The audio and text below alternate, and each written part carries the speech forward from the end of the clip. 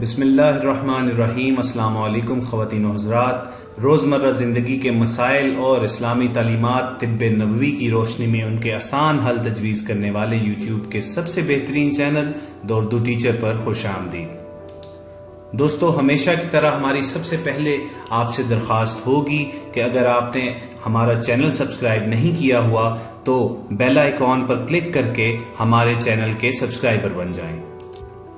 आज हम आपकी खिदमत में एक ऐसा लाजवाब तिब्बी टोटका लेकर हाजिर हो रहे हैं कि जिसमें सिर्फ ₹1 का फल है और उसमें 50 बीमारियों का आजमूदा इलाज मौजूद है। इसको आमतौर पर सब्जी तस्वर किया जाता है, मगर ये फलों की फैमिली में से है और सिर्फ ₹1 खर्चने से आप 50 खतरनाक बीमारियों से महफूज रह सकते हैं। ख़वातीन व हज़रात, ये फल या ये सब्जी लीमू कहलाती है, जिसका रंग जर्द और सब्ज माइल होता है।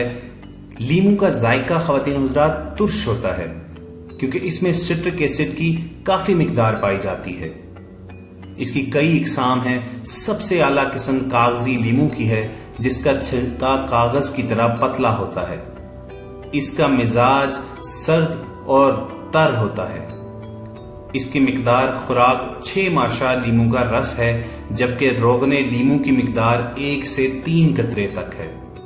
और इसके अंदर अल्लाह ताला ने इतनी बीमारियों से शिफा रखी हुई है, इतने बेशुमार फवाइद रखे हुए हैं कि आप अभी जब सुनेंगे तो हैरान रह जाएंगे कि आमतौर पर जिस चीज को हम बिल्कुल अहमियत नहीं देते, जो चीज हमारे किचन्स में इसी तरह पड़ी रहती है, वो कितनी बेशकीमत है। लीमू विटामिन बी और सी और नमकियात का बेहतरीन माखिज है। यानी ये कुदरती तौर पर ये तमाम जो मिनरल्स और तमाम विटामिन्स हैं, उनका ये नेचुरल एक्सपोनेंट है। इसके अलावा ख़वातीन व हज़रात, इसमें विटामिन ए की भी मिकदार पाई जाती है। चुनाचे इसका गूदा और लीमू का रस दोनों इंतहाई फायदे के हामिल है। ये मुफर्रे कल्ब और सर्दी पहुंचाता है और सफरा को खत्म करता है। यानी किसी को अगर मतली और सफरा हो तो कैद के लिए को रोकने के लिए बेहतरीन है। फिर ये भूख लगाता है और प्यास को खत्म करता है। अगर आप ताजा लीमू की सकंजबीन बनाकर बुखार में किसी को पिलाएं तो फौरी अफाका होगा। अगर खुदा न खास्ता किसी को मलेरिया बुखार हो जाए तो लीमू को नमक और मिर्च स्याह लगाकर चूसना बुखार की शिद्दत को कम करता है। इसी तरह अगर हैजा हो जाए तो इसी लीमू का रस 1 तोला यानी 12 ग्राम लेकर, प्याज का रस 1 तोला मिलाकर, उसमें काफूर 1 रत्ती के बराबर मिलाकर 3 दिन में 3 या 4 दफा इस्तेमाल करें। इंशाअल्लाह ताला ऐसी सेहत बेहतरीन होगी कि आप खुद हैरान रह जाएंगे। फिर लीमू का एक और फायदा यह है कि यह खून के जोश को ठंडा करता है। यानी खून में जो गर्मी पाई जाती है उसको निहायत ये मोतदिल कर देता है। मैदे और जिगर को कुव्वत देता है और खास तौर पर जिगर का जो गर्म मवाद है उसको जज्ब करता है। फिर फेस ब्यूटी के लिए लीमू निहायत मुफीद है। अगर लीमू को काट कर चेहरे पर मला जाए तो छाइयां और कील महासे ठीक हो जाते हैं। और यरकार में लीमू बेहतरीन दवाई के तौर पर इस्तेमाल किया जाता है।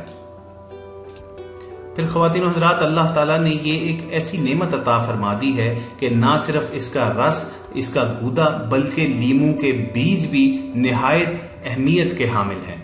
बच्चों को दस्त और कै की शिकायत हो जाए तो इसकी खुराक ये है कि 2 से 3 दानों का सफूफ बनाकर खिलाया जाए, लेकिन बीज को हमेशा आपने छील कर इस्तेमाल करना है।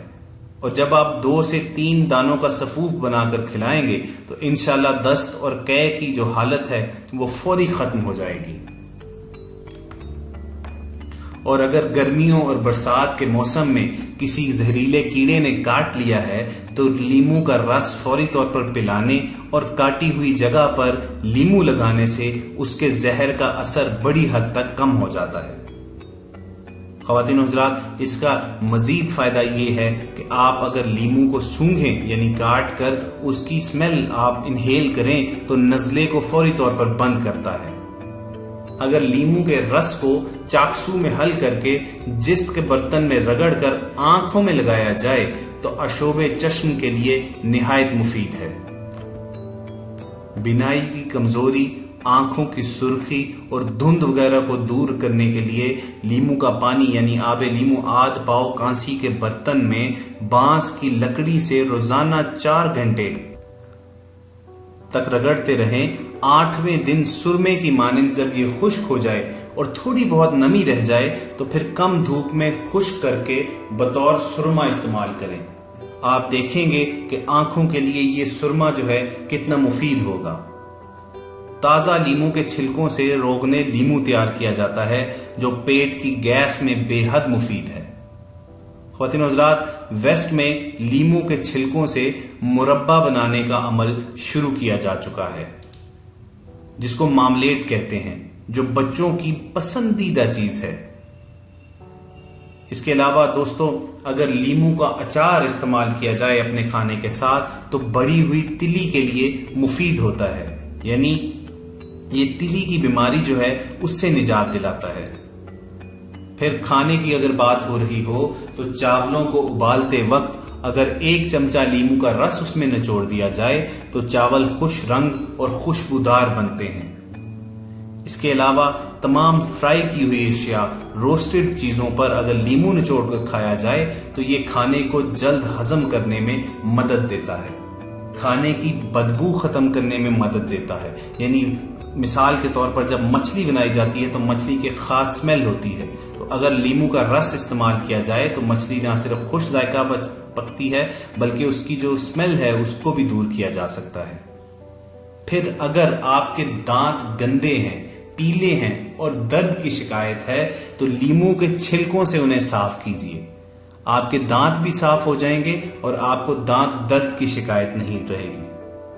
और आपको मजीद बताएं कि अगर नक्सीर किसी की कसरत से फूटती हो तो जिस वक्त नक्सीर फूट रही हो तो फौरन लीमू के चंद कतरे दोनों नथनों में लिटाकर डालने से फौरन बंद हो जाती है और इंशाअल्लाह ताला हुल अजीज दोबारा कभी नक्सीर भी नहीं फूटेगी।